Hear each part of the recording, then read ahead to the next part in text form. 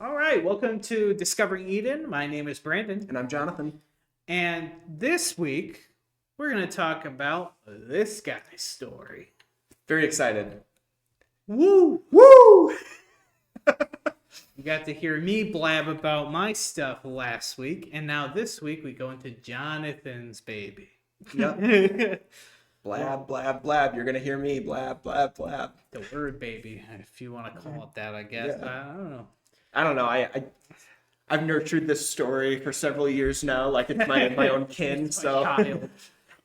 Don't get him wet. No, no, he took a bath. He wasn't supposed to. Yeah. So, anyway, without further ado, I'll pray us in, and we'll go to the bumper, and then we will get started. Sorry, dear God, I just thank you that we're able to talk about our stories and talk about these things that we've been working on for so long, and being able to share them with people online, and just to get an idea of some of our inspirations for our stories, and being able to express and share them with others, with the influence that we have in them, which is your influence, Lord.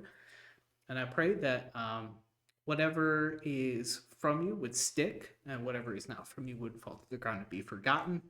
And I just, again, thank you for this opportunity that we have with people that are listening and watching. And I pray this all in the name of Jesus. Amen. Amen. All right. So let us get into the bumper. Bumper time.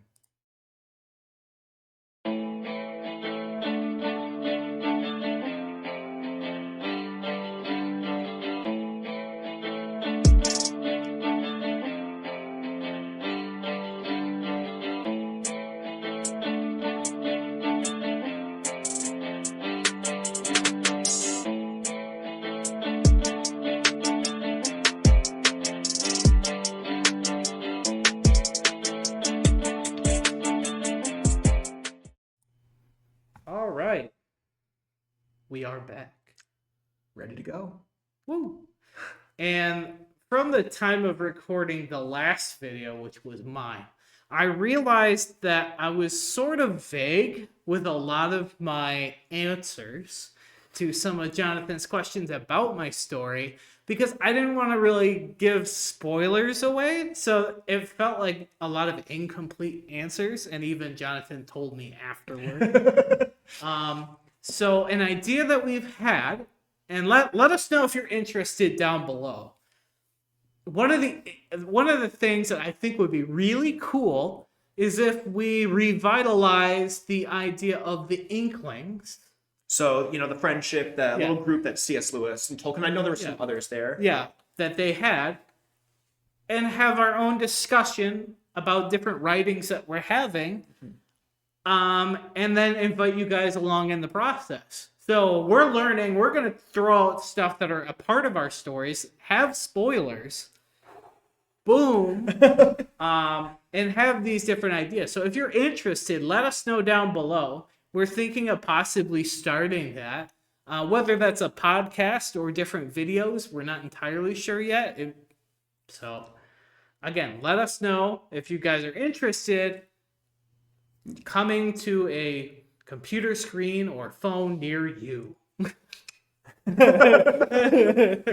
So we'll call that the Inklings, which I think is rather fitting, as you'll see the first video of this is called. So this is part 2 of the Inklings, featuring Jonathan Mosher. What? We're featuring me? I'm touched. Brandon's just like, shut up. Anyways, one of the questions I have for you, For sure. I know you asked this of me, so I will fire it right back.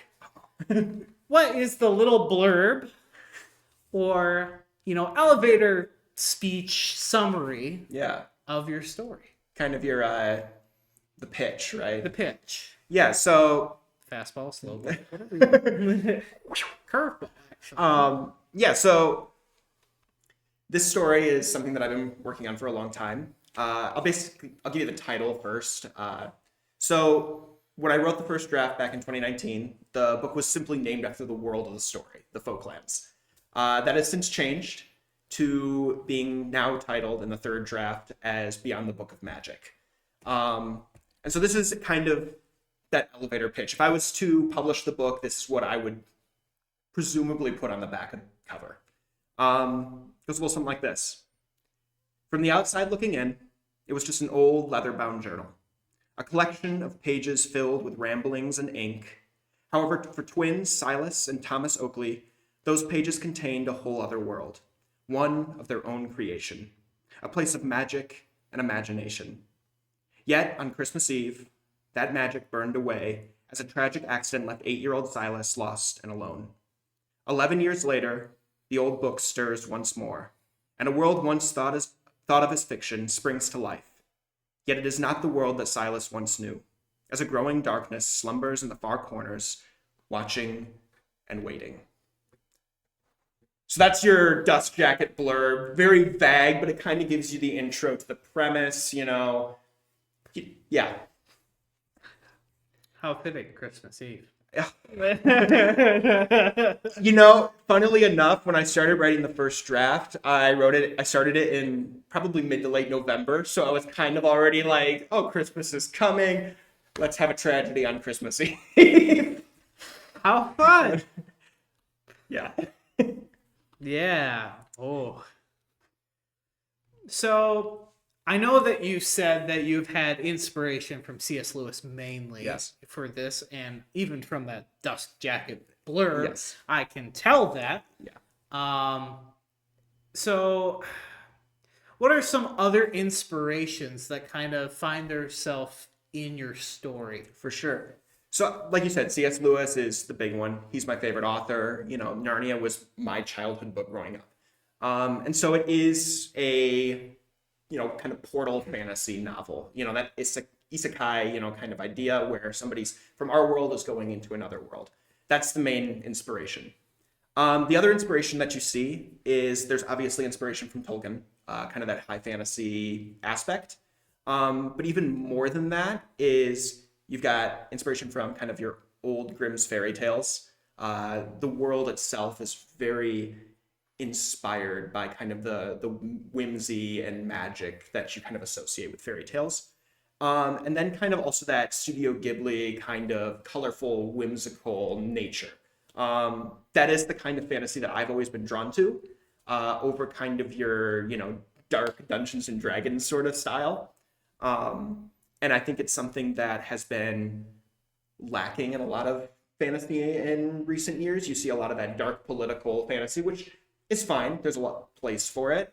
But my thought was, let's just bring a little bit more color and goofiness and magic back into the genre. You have more of the magic and everything, and I'm more of the dark political, whatever. Which, again, you know, there's a place for both. But it was something that I felt was missing. And that's something that I enjoy to write. And growing up, I was always told, write the story you want to read. So that's what I did. That's fair. So I hear, like, obviously I hear similarities, and I know we haven't talked all too much together about our different stories. Tragedy being the nice, good old starting point of the story. Yes. And it reminds me of the different set of tragedies and different darker undertones that find themselves in my story as well. But then you say you have like this whimsy and everything like that. So tell me a little bit about your main characters.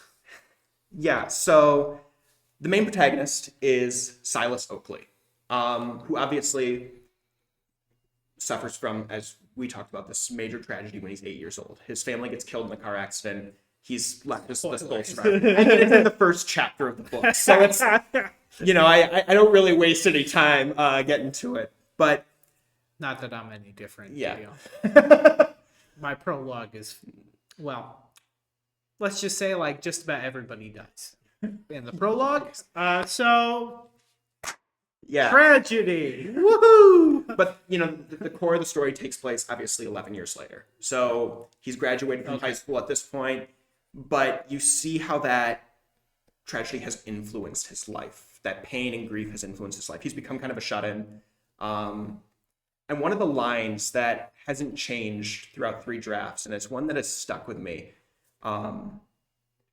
is one that happens in chapter 3. Because what you see with Silas is a character who starts from a place of death. Not physical death, but emotional death, mental death. Somebody who hasn't been able to really rise above the pain that has happened to him. And in chapter 3, our little trio, who I'll get to the other 2 in a minute, they're making camp. And Silas is speaking with one of his traveling companions, Dune. And, he's telling him, kind of talking about this other person who came with Silas into this other world, Ellie. And he's saying, Ellie is, I don't really know much about her. We went to school together, but she was always somebody who put others before herself. She was optimistic. She was a Pollyanna. He goes, I wasn't like that. I turned everybody away. I shut everybody out. And, Dune kind of tells him, he says, Silas, you had a lot that happened to you. And he says, normal people, though, and this is the quote verbatim, normal people can overcome their demons. I couldn't even run from mine. I sat there and I cowered, and it was pathetic. Now, I think the notion that just normal people can overcome their inner demons that's a wildly complex, thing. Yeah. Most people, it's a struggle. It's not something that they just do. But for somebody who has spent 11 years groveling, kind of in this emotional death, like I said, I think I can, I thought that was a really powerful, I can't even run from mine. He's not even saying I can overcome them. I can't even run from mine. I'm just sitting here getting wailed on constantly. And so Silas's story is really one, of that from emotional death to almost an emotional resurrection. So you kind of see that, that death to life, arc as he kind of starts to come out of his shell a little bit more. He starts to learn, how to find meaning in life again. So that's kind of Silas. He's our main protagonist. He's not necessarily written to be this lovable guy. He's not. He's kind of a jerk sometimes. But he's written to be sympathetic. You're meant to empathize with his situation and almost pity him. But then you've got your other 2, main traveling companions. Dune, who is originally going to be kind of when I started writing, a comic relief character. Yeah. He shifted very much away from that into much more of a guide or an advisor. He's somebody who, when Silas and his brother Thomas kind of created this world, Dune was kind of their friend. He was their advisor, in all of this. He's a member of a race that I created off the top of my head. And we can get into that in a little bit, called a Thimblekin. They're just these shape-shifting little toady creatures. So he's kind of goofy looking. Again, initially was supposed to be a comic relief character. I just have to interject. Yeah. Thimblekin. I think of the thimble. That was where my mind went. He's about 2 inches tall. He's a little bigger than that. But they're short. They're short, kind of squat. And they come in numbers. But he took on more of this advisor role, almost this parental role to Silas. And he is he's a character who you don't really know a lot about initially, but as the story goes on, you start to see the layers unravel with who Dune is. The third character is Ellie Graves, and she is like Silas from our world. And as I said earlier, she's kind of your Pollyanna. She's optimistic. She's upbeat. She's a little feisty, a little spunky. She was my personal favorite character in the first draft to write because it's like looking at the world through the eyes of a child. She's Silas's age. But imagine if you were somebody who just stepped into a fantasy world and you're caught by all this wonder and whimsy. I mean, this is really, you're seeing the world through her eyes for the first time. So she's written as to be that character. And again, obviously, there's more layers to her that evolve as the story goes on. Eventually, you meet the other cast members. I won't go into all of them because it's a rather large cast. But the one that I think needs to be mentioned, she's not part of the original traveling trio. She joins them later, eventually gets separated, the whole shebang, is Melilot Mayflower. She was a friend of Silas and Thomas's in childhood, and she plays a very important role to the story in the sense that Silas is a character who starts from tragedy and grows. Melilot is the opposite. She starts from a place of joy and goes into tragedy. She is very much a tragic hero, which is obviously a spoiler. I just kind of revealed it, but I won't go into too much of the details. But she is a character who, I hate to say it, but it's a little fun to see how much you can break this poor character because he's so lovable. Is it terrible that I also feel the same way? Like, how can I break my poor character? But it's interesting because it's just one thing after the other. And it's like, and I'm sitting there and I'm writing and I'm thinking, can this poor girl get a break? No, because it's not in the nature of her story. It's not in the nature of her arc. She has to be tragic. And then you just, I'm so sorry. That's exactly what it is. So fun to write. But yes, so that's, obviously, like I said, there's more characters to that, to the cast. Those are kind of the most important four, at least in this first book. Awesome. I kind of feel a little jealous, to be honest, because a lot of my characters themselves aren't all that fleshed out. As in, like, their voice, their actual character. Like, some of those, I feel like I have, like, one or two strong ones, and then everybody else is kind of in that glorious meh. But I think that's just the nature of writing, too, right? As you continue and as you go deeper, you start to find your voice. Yeah. And this is the third draft of this book. The first draft, Melilot was a character, like I said, she joins the group, gets split off. But in the first draft, I almost never focused on her POV after she got split off, which was a crime because A, she's fantastic. One of my buddies who has read through the book, it was his favorite character. And it was just like, why would you cut out this character? And she's so integral to the plot. And it was like, well, she wasn't part of the main traveling trio at that point. That was a flaw. I've been working on fixing that and giving her much more screen time. Page time, I guess, is the maybe more appropriate term. Page time. But yeah. Yeah, awesome. And then you said you've gone through different various drafts of the book. Is the book finished? Or like to a point where you call it like quote unquote finished? So yeah, that's a great question. The first draft is finished. It was done around 492 pages, I believe. The second draft is finished. It was a little longer than the original, but a lot of the changes that I told myself I was going to make in the second draft, I didn't make. And this third draft is now sitting at about 75% completion at almost 600 pages. So the stuff that I said I should have added in the second draft has been added in the third draft. So I finally learned my lesson. But this third draft isn't complete yet. So is this one collective book? It is like one all in one, or is it like a series? The plan is to have it as a series. The book ends on a cliffhanger.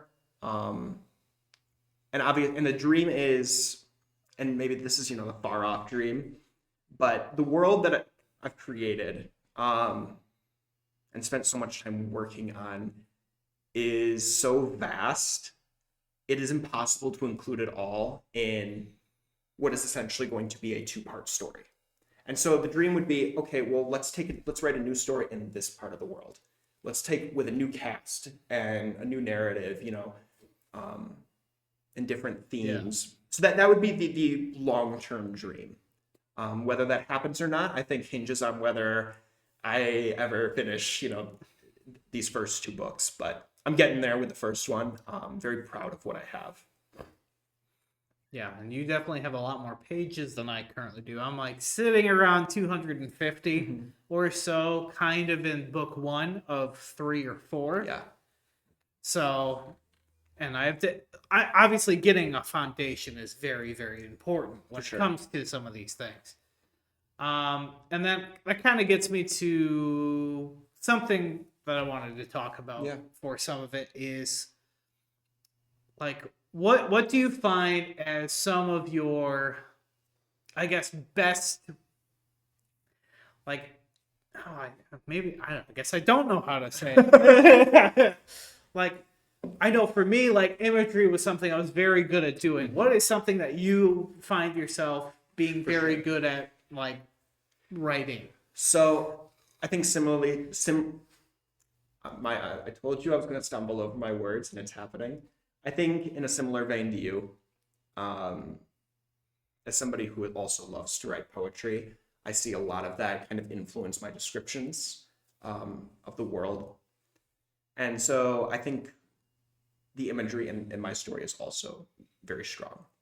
The other part would be, I think the characters are well written. I think, obviously, they've grown a lot since over the years that I've worked on the story, but I think they're a strong suit. And yeah, so but in terms of writing style, I would say it's the imagery, it's the descriptions. I can tell you what I'm not great at.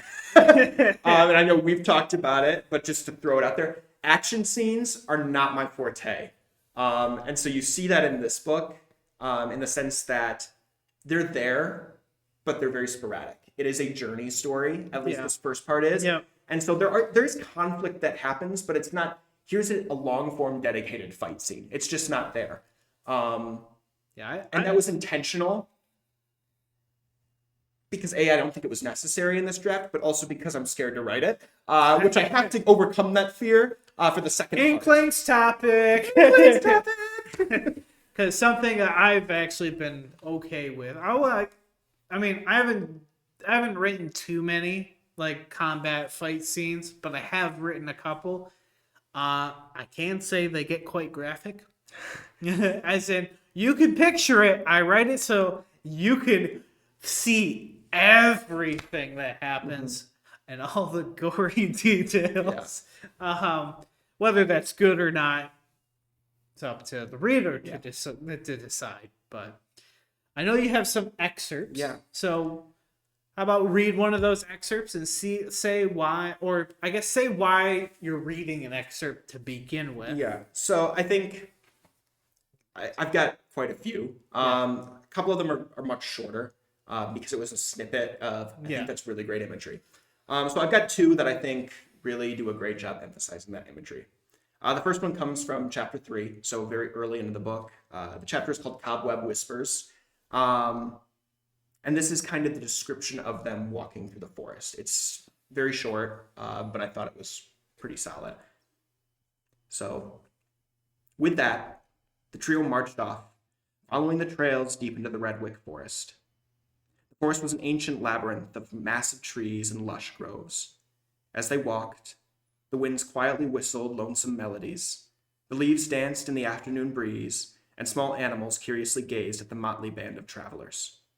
The world before them was a vibrant litany of natural beauty draped out for their gaze to feast upon. Hints of a bright cerulean sky dripping with soft white clouds could be seen creeping through the canopies of the trees. The wondrous tune of the songbirds drifted lightly through the air, filling one's ears with splendid music as they walked through the twisting and turning pathways of the seemingly endless wood. So very brief, but I think that does a good job explaining, kind of that poetic imagery. The other excerpt, also very small, comes from the 7th chapter, which I won't give the title of because it's a spoiler. The concept, or I guess not the concept, the context is the characters they're resting in a town, in a harvest village. And I love, and this is where you see,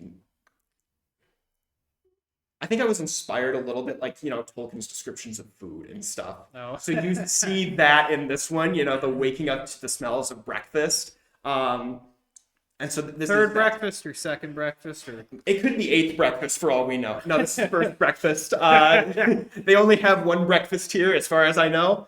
They're not hobbits. They're not hobbits. They don't enjoy life to the fullest.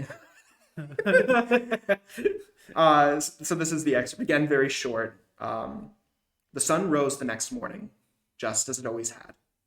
The golden light of dayspring crept ever so slightly over the thatch-roofed buildings of Crowville, reflecting off the swaying fields of wheat in the early morning breeze. The birds perched upon the clotheslines and whistled their melodies and ditties into the endless currents of air. Silas awoke to a delightful menagerie of smells, the smokiness of bacon, sausage, and eggs, procured from the local farmsteads, harmonized with the softness of fresh milk, cloves, hay, and homemade bread. Lingering in the air, waiting patiently to be inhaled, was the cozy bitterness of coffee, the steeping of tea, and the sweetness of wildflower honey, jams, jellies, and warm syrup, drizzled liberally upon crisp breakfast pastries, tapped from the mighty trees of the Redwick Forest. Man, now you're making me feel like I should have put my tavern and read about my tavern. I love food descriptions, Brandon. I put a lot of food descriptions in the tavern as well. Yes. Because the Great Oak the Tavern, Yes. whatever. So, like, I have all that. I'm like, man, I kind of wish I read mine last week. I love, there is, the amount of food descriptions that I have done is, I might be ashamed to say, you know, I No, love there's nothing wrong with them. And I think it's, the idea is let's invoke this kind of cozy aesthetic and vibe to this village. Have your mouth water. Have your Yeah, mouth well, water. my mouth was watering as I was writing this, but it was probably because I was writing it during breakfast. Second breakfast. Third breakfast. Breakfast! Yeah. I honestly, actually, the first time I actually included like food in mine is because in high school that we had a creative writing class, and basically the assignment was create a food description or a food scene. So I'm like, well, gosh darn tootin', I'm gonna put it in my story. So I injected it in the story, talking about it's honestly a turkey. So Which, having a turkey, and I was putting random things together, find out some of the things that I was talking about, like they actually have with the, like my teacher had with her turkey. that's awesome. And I'm like, oh, I completely made it up on the spot. Like, oh, That's fair. okay. I'm just throwing things together. Some of them are made up, so some of them don't actually exist. For sure. But And that is one part that I thought was kind of something that's funny, is making up your own foods.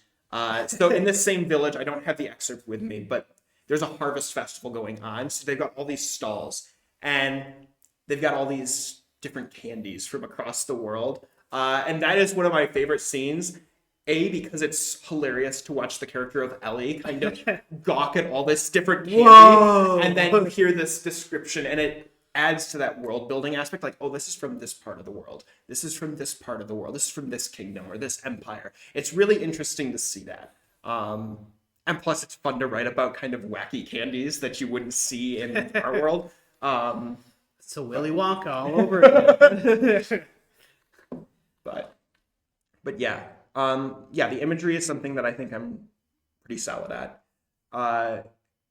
The other thing that I think I do relatively well, this is expressed in a couple of my other excerpts, is the building of suspense. Whether it's in antagonistic figures or in things to come, events to come. I think that's something that I do. Building up that tension. Yeah. And so, I mean, if you don't mind, I'd love to read another one. Go for it. Yeah. So this comes from the chapter titled "Rainy Nights at the Cobble Now." You might have heard this one actually about a year ago. Maybe, maybe not. I don't know. We'll find out. I think I have. So this takes place at the end of the chapter. It leads into, I think, what is one of the darker story arcs in the story. And so again, context: the group is on borrowed time, and their only path forward is through the mires of Bonewater, which is kind of this place nobody wants to go. Whether there's rumors that it's haunted or it's really hard to come out of there alive. There's bones in the water. There's bones in the water. So this is that excerpt. When everyone had settled, the carriage began down the winding road towards the mires of Bonewater. For hours, they drove closer and closer to some of the darkest shadows in all the world, until they came upon the twisted black iron gates that led them into the abyssal pall.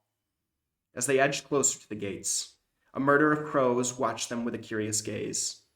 Their ghoulish caw carried on the hollow air like sailors on the deep ocean waves. The trees were rotten and knotted, and the thick smell of death was anchored to the air. Pulling through the gates, they struggled to drive through the deep, soft muck. So this is Bonewater, Ellie asked nervously as she stared out the window. Aye, lass. That's Dune speaking, by the way. A few nameless tombstones lay cracked and sunken in the muddy earth. Somehow, it's worse than I had expected. Just try not to think about it, Melilot told her. Ellie closed the curtain and sat back in her seat, closing her eyes and trying not to think of the nightmarish hellscape that surrounded her, or the pungent smell of wilting life that filled her nostrils and drained into the back of her throat. For several minutes, they trotted in silence.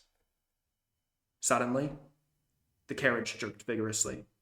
A sick feeling welled up within each and every one of their stomachs as they felt themselves lifted into the air. The carriage was turned on its side, and the rod that was holding the curtain was knocked out of place. Through the glass, a large, crimson eye could be seen staring at them. Everyone trembled, far too scared to even scream. Then they were dropped violently to the ground. The sun never shines on Bonewater. Only a perpetual darkness, ever present and always breathing. So, like I said, that kind of leads into one of the darker story arcs. You kind of get a glimpse at the antagonistic force there, which is expounded upon in later chapters. But it leads into one of Silas's darkest moments directly afterwards. I didn't include that excerpt on the sole basis that there are tons of spoilers in there that I wasn't comfortable sharing. And it's also the scene that I wrote and was super proud of, and then I sent it to a buddy of mine, and he goes, "It's great, but you can make a few changes here and here." And that was the first time I ever got serious pushback on anything. And I was like, I'm not changing it. It's perfect the way it is. And then I changed it, and I was like, he's right. Which is why we do these discussions. But yes, that's just a few excerpts or looks into the story. I've got more if we have time, but I'd love to hear more questions. And honestly,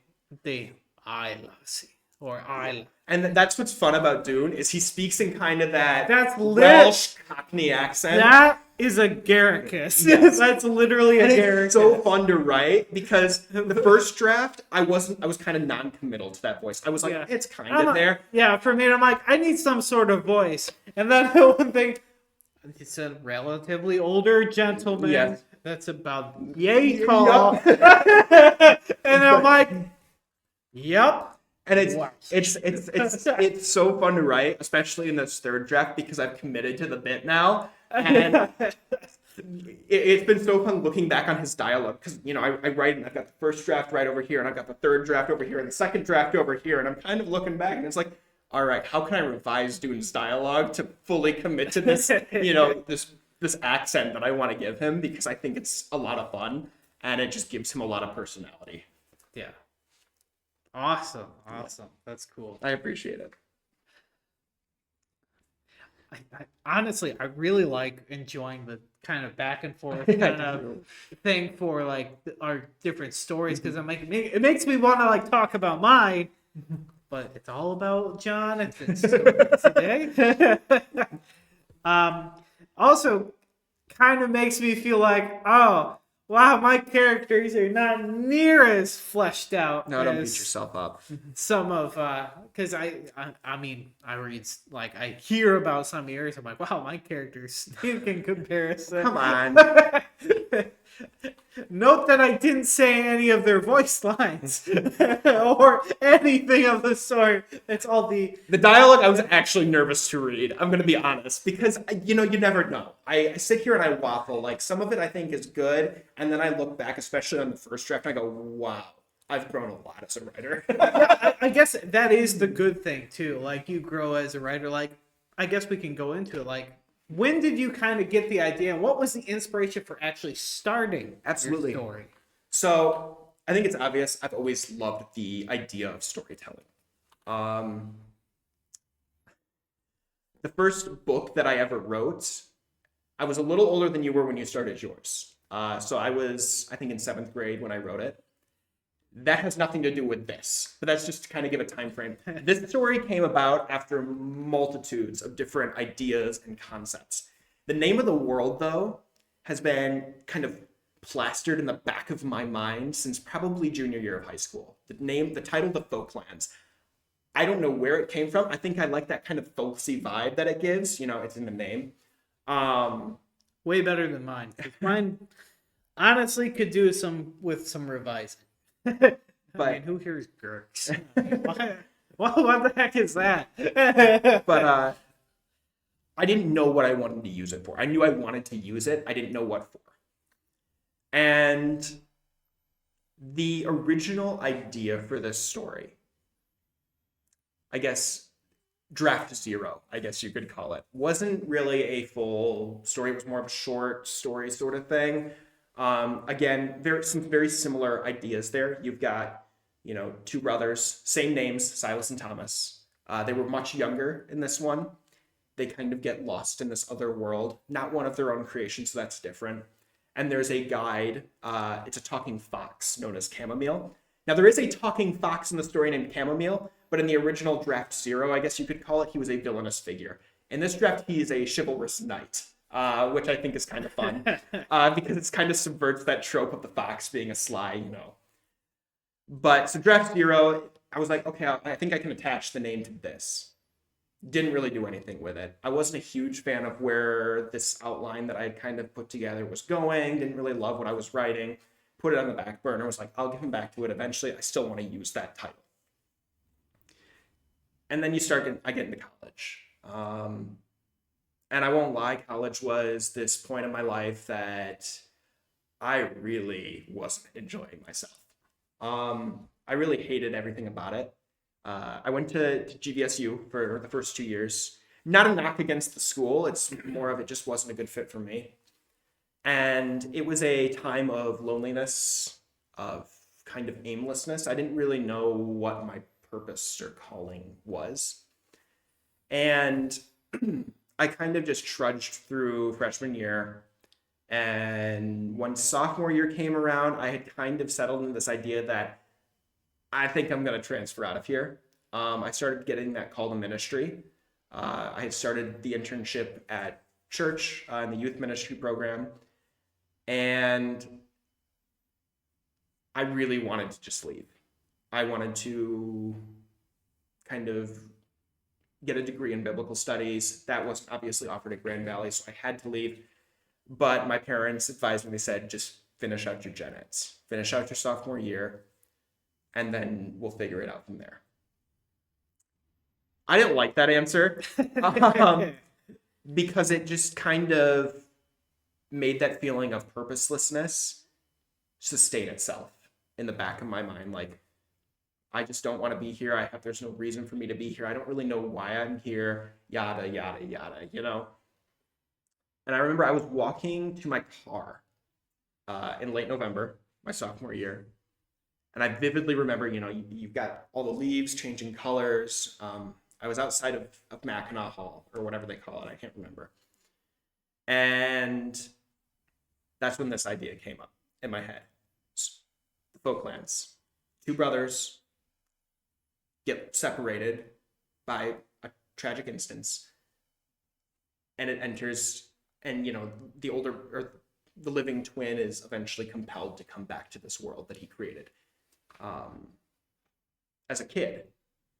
And how can I explore kind of some deeper themes of this idea of purpose, of finding purpose in the midst of grief, in the midst of pain, while also throwing all caution to the wind in terms of fantasy. And if something I thought was kind of fun or kooky or goofy, and I was like, Throw it in. and that's exactly what it was. Yeah, I mean, we can get into that aspect of the world later, but it really came from this sense of feeling like I didn't have a purpose. And I think that's reflected in a lot of the characters that struggle with purpose. And I know you mentioned that in your story, and we talked about it a little bit last week, but it was a way for me to almost vent in a way. Like, obviously I didn't have, the grief that my characters had necessarily, but it was that same nature of, I don't know what to do with my life in this moment. Yeah. And kind of just, wailing on that topic. And yeah, I mean, that's where it really started from. Yeah. And obviously, if you remember from last week, my main character, Ariel, struggles with much the same thing of purpose. Like, why am I here? What's my point? Everybody's saying one thing, I hear another. Yeah. Like, what? Like, I feel like my gears are turning, but nothing's spinning inside. Mm-hmm. Like, they're just turning. Mm-hmm. Like, what's actually happening, I don't know. Right. Like, it's like, what's the point of me being here? What's my purpose? I don't understand why I'm here. Yeah. So, yeah, obviously, that's obviously a theme for both of our, for sure, I guess, main protagonists, if you will. And really, I mean, that's a theme that, as I've reflected on writing the third draft, it's something that I think permeates the rest of the cast too. Not necessarily to the extent that Silas does. The only other character who meets it to that extent is Melilot. I really want to get into spoilers, but I probably shouldn't. That's for the Inklings. So I'll save it because I almost slipped. It was just like, here's the whole, the extra. Yeah, I know. It's what's so hard because I didn't want to share so much spoilers. Yeah. And I wanted to. Yeah. Because otherwise it's like, oh, all your people are kind of half-baked, whatever. Then, well, they kind of are, but at the same time, deeper layers. There's layering to them. Like, if you call our story something, they're like an onion. It got layers. Yeah. So I will restrain myself. I won't go, because Melilot is, besides Silas, arguably the most important character in the story. The role she plays is immense. But I will say, like Silas, she embodies that theme of purpose and what does it mean to find your purpose alongside him at the most. But I will restrain myself and I will keep myself from giving spoilers because I'm so tempted right now, and I think we need to move on because I might just go bleh. Here comes the word vomit. Yeah.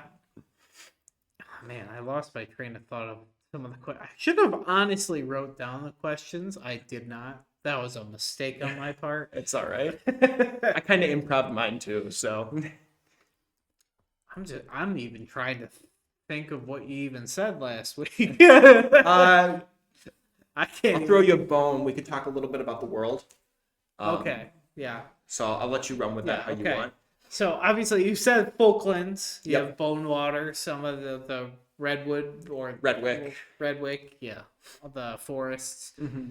So, kind of, what's the setting of your story? So obviously it goes kind of. I'm guessing it probably goes more the whimsical, all that aspect. But what's the setting like? For me, it's more that kind of medieval kind of fantasy thing there. So, the majority enunciate of the world, I would say, kind of falls into that medieval, magic sort of vibe, kind of your Studio Ghibli kind of feeling, with the exception of one location, and that is the Arthas Empire, which is referenced quite a bit. It's not actually visited in this book. There is the intention, obviously, and maybe future books to go there, but that kind of has more of a steampunk Victorian English sort of vibe to it. But most of it, the world is kind of more medieval in terms of its structure and and politics,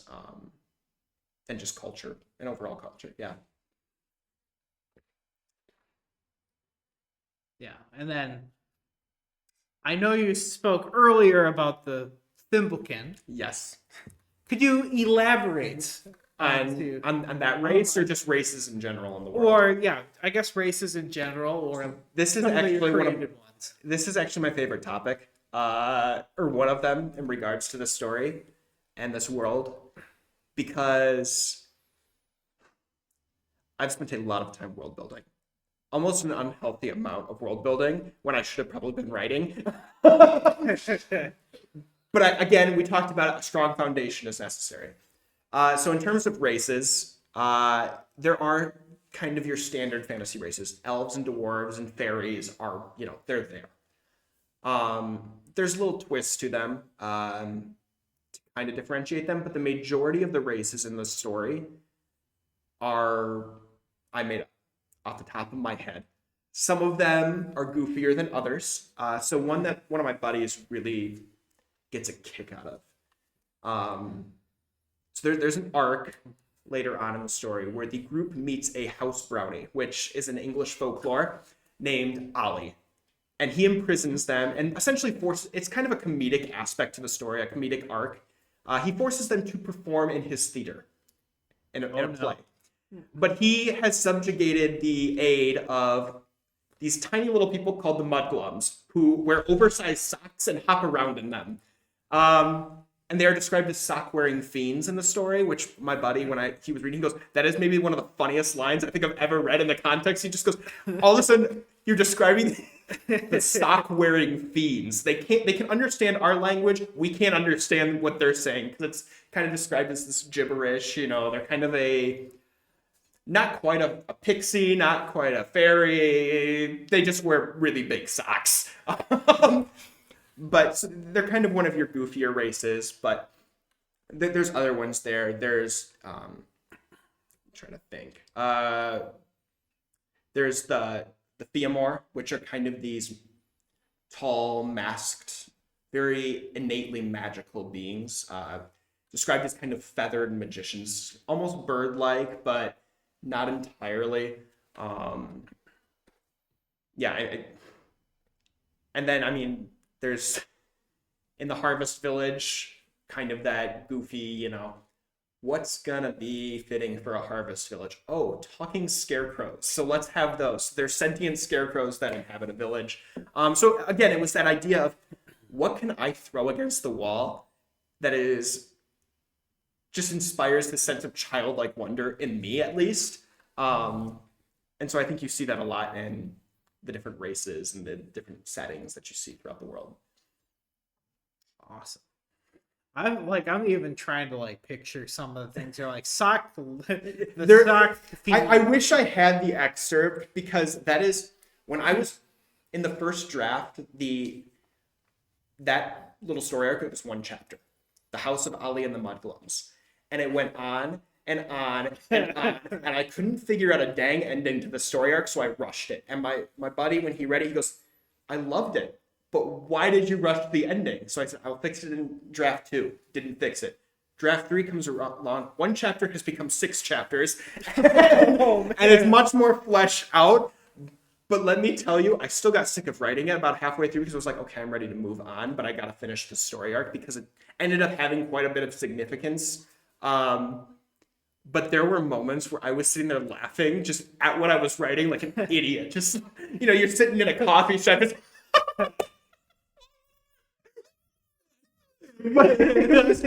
I think it's some of the most absurdist, just ridiculous humor in the book. But I think it's much needed, because it comes after a very dark story arc. I will say I have a comedic, we'll say arc, that's incoming in mind that I'm writing, and it's going to involve drinking. Okay, interesting. Just to give a preamble to what it is. So, when you're drunk, you have some interesting things to say or imagination. So, yeah, that's what's going to happen. And I think I'm going to enjoy writing a lot. Yeah, I mean, There may or may not be like a bar tavern brawl kind of thing that happens of somebody who thinks they're a lot stronger than they are, or someone that's totally a peacekeeper, I don't want to fight, and then just a raging alcoholic, that kind of nature. It's gonna be fun. I'm going to enjoy it, and we're gonna have fun. Gosh dang it. I mean, You yeah, have to lighten up the mood a well, bit. and that's exactly what it is I think, Because there's so much dark heaviness in my story and in the backstories of everybody that you need something to liven it up absolutely. other than just, oh, let's go to a fight scene or an action. Okay, I guess there's tavern brawl, but that's more in the hilarity of it Yes. more than anything else. For sure. Think like fairy tale from like anime. Those kind of brawls, which are more of the playful but yet not playful, but yeah. Well, I'll leave it at that. Anyway, is there any other excerpts that you would like to read? Yeah, so there's two, and they're connected. They take place in different chapters, but there is a character and a force that is very lightly referenced in the first draft. They play a very integral role they're an antagonistic force. I guess I will explain it as that. And so one thing that I wanted to do with the third draft is better incorporate this overarching antagonist. And they're at this point and where I'm at the draft, two characters have come into contact with this figure. I'm sure you can guess who they are based on the importance. It's Silas and Melilot. Melilot is actually the first to encounter this character. So I'll read her excerpt first, and then I'll read Silas's. And Silas's, this is actually where I'm at in the writing process, so I haven't finished this part of the story yet.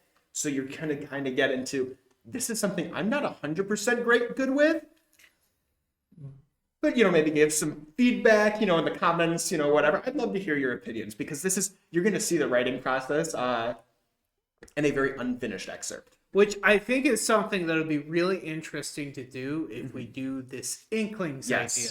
Because we're going to be upfront, this is the stuff we're working on, this is what we're going through, and you're kind of going to see kind of behind the curtain, behind like the screen view of different things that we're working on. Yes. Which I think would be really cool. It's cool and it's helpful. Yeah, because it helps because people can like chime in. Obviously, we'll pick and choose, or obviously there's things that we'll either take or not take, but if your ideas end up in the book, look at you go. There you go. You'll be somewhat a part of it. Or you may even see references thrown in. Yeah. Because I was thinking, like, maybe in some of the comments, if somebody throws out something, I might reference it and give reference to it, but not, like, flesh it out. Yeah. And see, that's, those so kind of references thing would be like... The little nods to yes. things that happen along the way. Well, and that's the kind of stuff that I would, like... Because footnotes are something that I've included in this story. Oh, I have annotations that will be in, like, an annotated version. But, like, the normal version isn't going to have it at all. And then I think I'll have, like, an annotated version of it with my little notes on the side. And the footnotes were just something that I found to be a little fun little piece of world building. So I don't have to break up the narrative with exposition. Oh, yeah, that's true, yeah. But then there are some wildly, like, I think hilarious footnotes in there. And then some of them are obviously very lore-based and, aid to the world building. That might be an idea for me to do, actually. But yeah. So this first excerpt is from Melilot's perspective. This is actually a new chapter that was added in the third draft. It's not the full chapter because the full chapter is like 35 pages. So I'm not going to read all of it. But it comes from the 14th chapter in the book, A Dream Unlived. And this is a little bit on the longer side. It's not terrible, but I'll just get into it. So context is Melilot, at this point in the story, has started to kind of break emotionally. And you start to see that. I'm not going to go into too many spoilers, but she has basically been granted a vision in this point of the book by this antagonistic force. So that's what you're going to see in this excerpt. In an instant, the scene faded, as if the curtains had been drawn. Like an alchemist's tonic, the world reformulated itself, and Melila found herself on the side of a snowy road. It was dark, nearly pitch black, if not for the bleached glow of a single lamppost. "Where am I now?" she asked. Unlike the last time, this place, trapped in the ghostly grip of cold winter snow, felt eerily real. After pushing herself to her feet, she tried to shake the numbness from her red, blistering hands. Hardly dressed for the weather, Melila could only trudge forward, eagerly hoping that she would find comfort and warmth with each step, further desensitizing her to the frigid earth that drowsed her feet beneath her. Her mind, an unabating ballet, kept dancing back to the previous vision of the cottage on the hill, the happy family, and the life that she had always ached for. Her eyes watered at the thought of a wish unfulfilled, a life unforged, and a dream unlived. In the distance, underneath the cloak of swiftly falling snow, she could see a twisting serpent of smoke billowing from the chimney of an unknown house. Cupping her hands around her mouth, she breathed warm air into them and set off towards the house. The closer she got, the colder she felt. Upon reaching the house, she noticed a small wooden signpost hanging from the front door. It read, "The Oakleys. Welcome to our home." At the sight of the sign, a flurry of emotions overcame Melilot. Am I in Berwick, which is the town that Silas grew up in as a kid? She pondered, turning to scan the glistening horizon. She tried to recall everything that Silas and Thomas had ever told her about their fabled hometown. Of course, she couldn't be absolutely sure, but the smallest details seemed to align, such as the expanse of countryside and the small brick house. As she reached for the knocker, an ornament that was in the shape of a beautiful silver bird, a voice fluttered into the back of her mind. It was unfamiliar, hauntingly playful, and yet hideously callous. Melilot quickly retracted her hand and frantically looked for the source of the voice. Who's there? Nobody else was present, and nothing appeared out of sorts. Taking a deep breath, Melilot stepped away from the door, unsure if she should even bother knocking. Then, as if by magic, the snowflakes stopped, frozen in time, and the voice, that horrible, grim voice, shattered through the silence. It felt evil. "Where are you going, my little Mayflower?" Melilot paused, slowly gulping air. I'm going back. The voice cackled. "You cannot go back. Not yet." Tightly closing her eyes, Melilot felt her anxious heartbeat pounding like a drum. "This is just a dream. It's only a dream." The voice cackled again. "A dream it may be, sweetheart, but also a glimpse." She didn't want to open her eyes. She was afraid of what was waiting for her if she did. "A glimpse? Whatever do you mean?" The voice slithered like a worm, its wicked sound digging through her ears with a vile hiss. "A glimpse into a destiny that must be realized. A stark reminder that the hopes and dreams that dwell within you must not be fulfilled." Melilot's heart sank. This was only a dream, a simple, meaningless dream. It had no bearing on reality. The voice continued. "There is a path that must be followed. It may branch at times, but you, Melilot, must be unwavering and continue straight on. Any alterations to the route would be dangerous, nay, apocalyptic." "Who are you?" Melilot asked, still trying to uncover where this disembodied voice was coming from and to whom it belonged. The voice pondered her question for a moment. "Those amongst the stars call me the fool, but a jester I am not." I don't understand," Melilot said, breathing hot air into her hands. "You nervous little thing," the voice scoffed. "Truth be told, my name is of little importance to you. All that matters is that you understand the nature of this glimpse. Now, without further ado, knock on the door and wait. And that's where I'm ending the scene because it goes into the rest of the vision, but spoilers. So that is the first interaction with this force, the Fool, who is expounded upon later, but Melalet's the first to interact with him. Silas is the second. Yeah, I guess I'll get into Silas's, and then we can talk a little bit more about it if we want. I guess I'll say something Yeah. there. Like the beginning and like of that excerpt, Yeah. it made me think of Narnia. Yes. But like a very twisted negative take Right. or Well, spin and on the it. idea is So almost like it made me almost think of like Edmund a little bit when he Sure. entered Narnia because he's like, oh, it's cold and everything. Whereas Lucy's like, oh, look at this. This is awesome. Well, and it's interesting because the vision that she's being shown is of this town Berwick, which is a fictional town, but it's in our world. She's not from our world, so she's seeing it almost like how your Edmund or your Lucy would.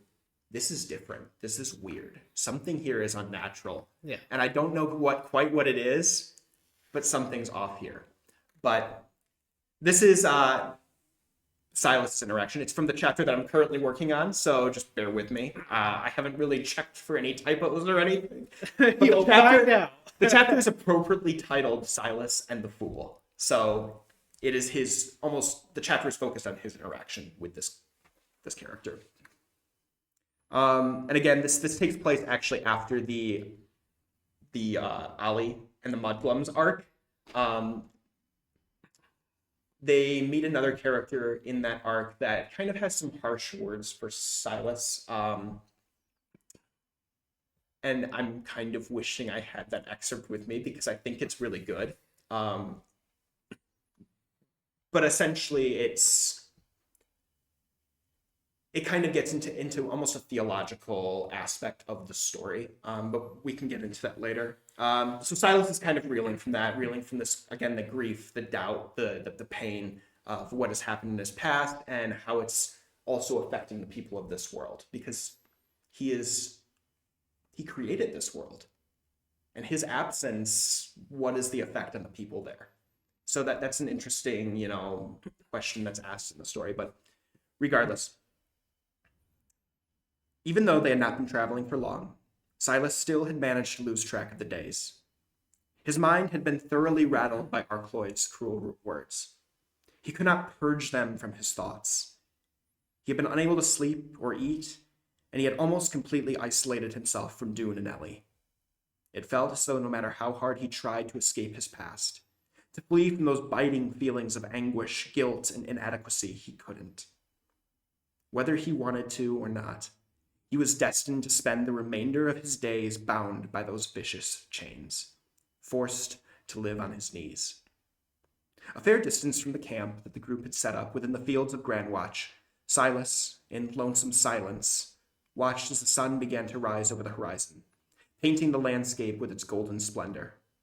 While the world that lay before him was undeniably beautiful, he couldn't help but feel as though he were staring directly into an empty void. It should have been me, he murmured, lifting his hands and examining the faded scars that stretched across them. Thomas would have never deserted this place. He would have never allowed any of this to happen. Were he to be honest with himself, he wasn't even entirely sure if such a statement was true. However, in the moment, in the desolation that he currently found himself in, it felt real. In a thunderous moment, he found his grief fractured, cracked like glass. The clouds in the sky stopped drifting. The breeze stopped blowing, and the warmth of the morning sun, despite still shining, faded. It was as though the world had frozen in place. And then there was the voice. It sounded hideously familiar, and yet impossible to place. "Hello, Silas Oakley," it said with a tone of serpentine theatricality. Silas's stomach churned at the sound. It felt evil. "Who are you?" "All these years I've been at your side. And you don't remember me, the voice said mockingly, feigning disappointment. You wound me. I'll ask again, Silas said, slowly rising to his feet. Who are you? If you do not recall, then I suppose a proper introduction is in place. Those among the stars call me the fool, but a jester I am not. It was an odd paradox. The voice simultaneously spoke with a youthful playfulness, but there was also something primordial about it. Silas turned around, cautiously observing his surroundings. Where are you? He pressed. Why don't you reveal yourself?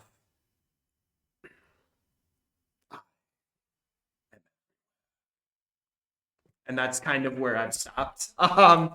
That's as far as I've gotten with that chapter, at least that scene in the chapter. But again, there's there's obvious similarities between Silas' interactions and Melilot's. There's very similar wording.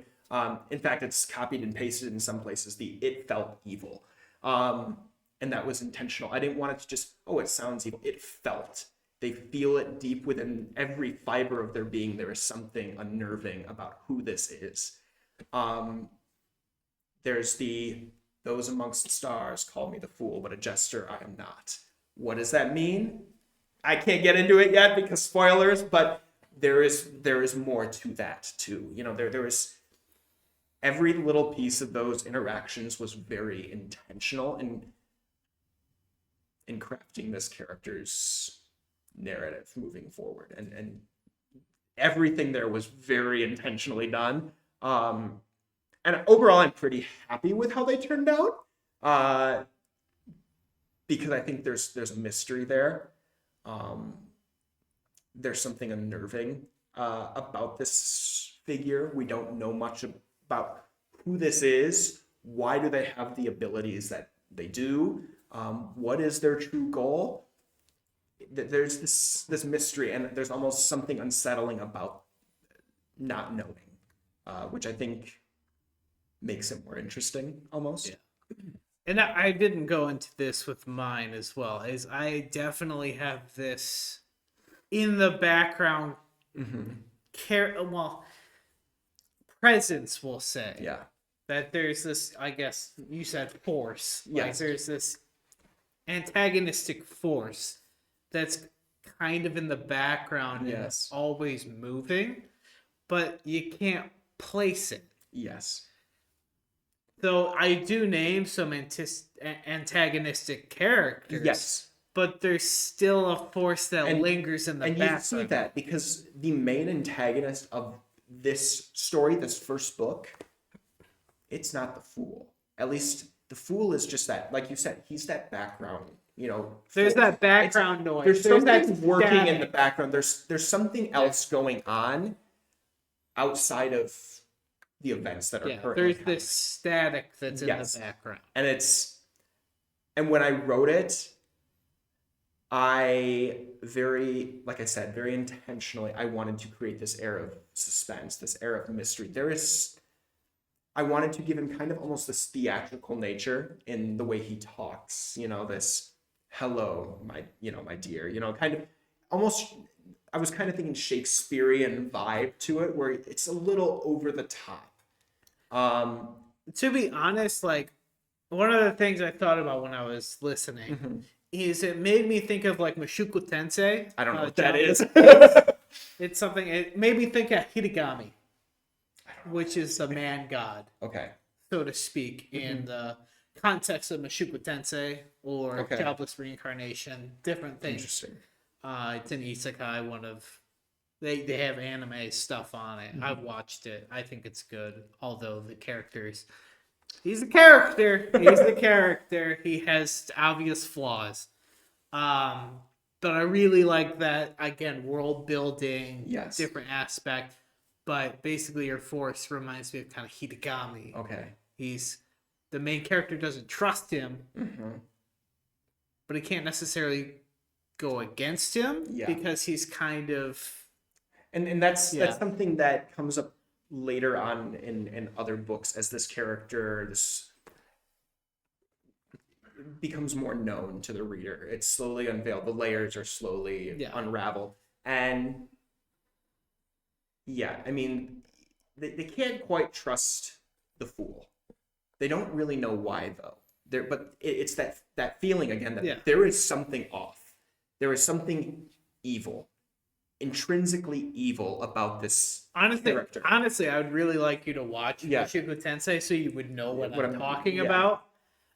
Because I think it fits your character of the fool Yes. really well. Interesting. Because he's that theatrical Yes. kind of, "Aw, hey, you miss me, buddy?" Yeah. Like all like kind of like all up in your business.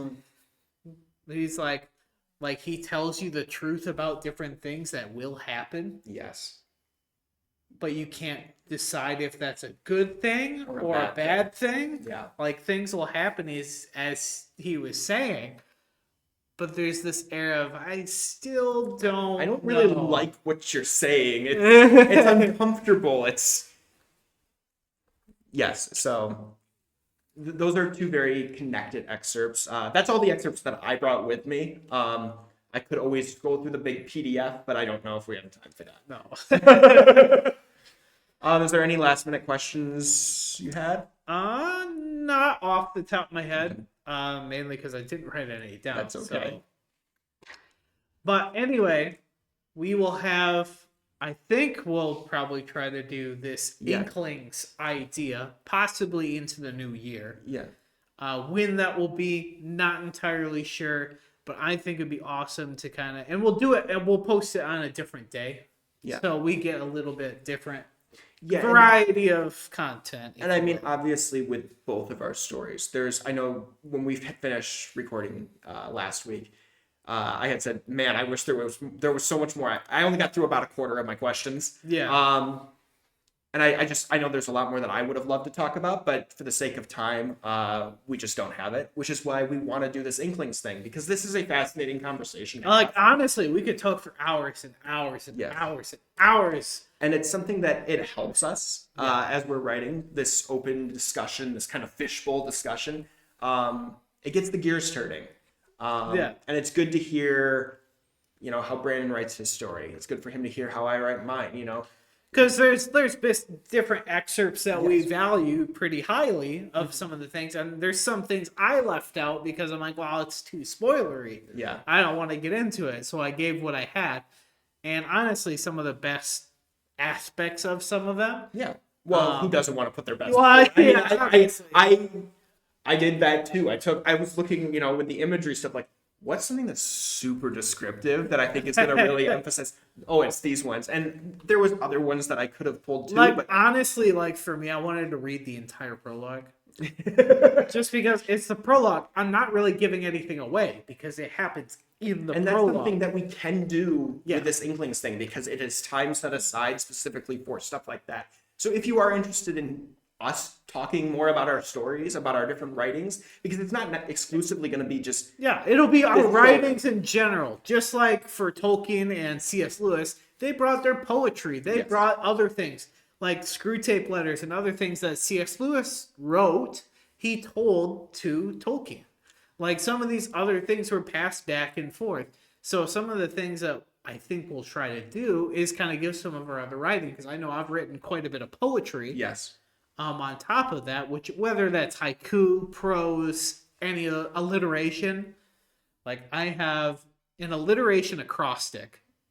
Okay, that's intense. Took quite a while to write, and honestly, I would never ever do it again, because oh man, is that difficult. And it's called Flames to Ashes. Wow. So it's very long, and ding, ding, ding, ding, ding, all the same letter to start like everything. That's insane. Except with the exception of a few, which if you put together forms its own thing. Yeah. So. Yeah, I mean. That's just a glimpse into some of that. And again, I mean, just the nature of writing, I think, is something that is unfortunately intrinsically solo. It is something that you do alone. And I don't think it should be. I think it's something that you should do with other people. Not necessarily saying, oh, we're going to collaborate on a story or whatever, but hey, it could happen. It could happen. But being able to discuss with other people like I said, it helps us, but also for those watching at home. I mean, there could be somebody who's working on their own story at home, and just hearing us talk about our stuff could, spark an idea, and then like, wait a minute, that I just got out of my funk. You got the gears turning here. It's so valuable. Yeah. And so we really, this is something we really want to do. So if you're interested, like, we're ready to go with it. You know what it's called? It'll be called the Inklings. And that's very fitting, especially coming off of this talk that we had on C.S. Lewis, Tolkien, our own stories, and hopefully can inspire some of you guys to be able to kind of pour into your own worlds and your own writing. Because I know there's lots of you out there that are interested in this kind of stuff. And honestly, especially with like the literacy and everything of people, like I feel like there's not a whole lot of people that really read anymore, or in fact even write. Yeah. But to get a spot or a location where people can kind of come together and collaborate together, I think is awesome. Yes. And even if we can even spark some of that curiosity, some of that imagination, or anything of the sort, I think that would be really cool. I think so too. But yeah, I think that's all we have for this week. Yep. I'm very thankful for the opportunity to talk about my story on this platform. I know Brandon was as well. And stay tuned for future episodes of The Inklings. The Inklings. But thanks, guys. I mean, it's been a blast. Thanks for tuning in. Yep. Make sure you like, subscribe, leave some comments down below. Definitely leave some comments down below. We want to hear it. But yeah. Yeah. I don't know really how to end this now. I feel like it's just a lot of, here's the thing. Here's another thing. Yeah. Okay, let's just stop the recording. So let's end. Yeah.